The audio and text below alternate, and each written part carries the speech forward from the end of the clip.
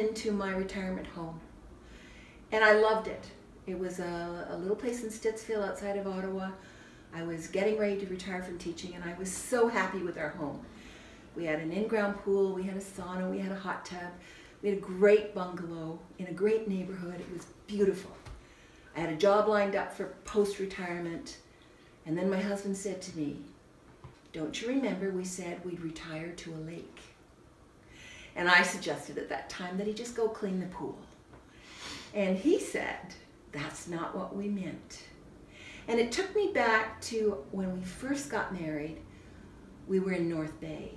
And North Bay has some of the most beautiful lakes in Ontario. And we were living on Lake Nipissing.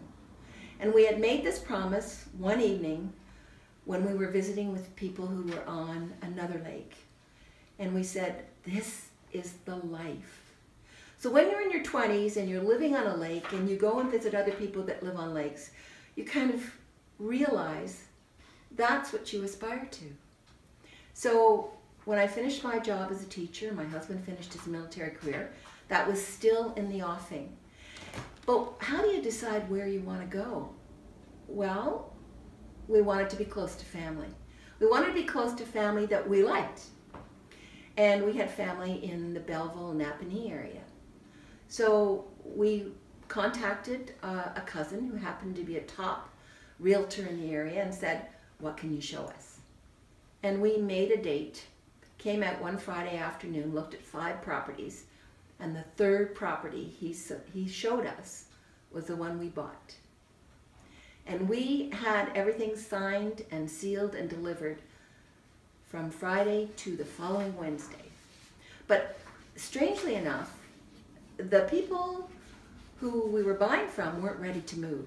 And we really weren't ready to move either. So our closing was a year later. So I got through my final year of teaching. They got to find a place they wanted to go to, and everything transpired really smoothly. Now, have I been happy living on the lake? It's glorious. I found, though, that within 3 months, I needed to find something to do. I am not the retiring type, I am the rewiring type. So I found that real estate always appealed to me, so I decided I'm going to sell cottages on water. And so learning about living on waterfront really made a difference to me, because I knew I was going to be able to share that information with potential buyers. And the one thing that I discovered was that I had to go where the buyers went to. And that took me to the cottage trade shows. So I would book into the Cottage Life show in Toronto in the spring and fall, and I would also go to the Ottawa Cottage Show in the spring. There I meet all sorts of people who are pretty much like I was when I first was thinking about retiring.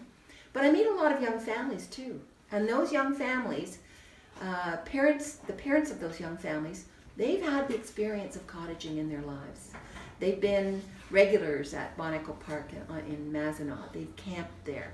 They've rented cottages. Their parents had an old cottage that was in the family for decades. They know that that experience for their children is so valuable.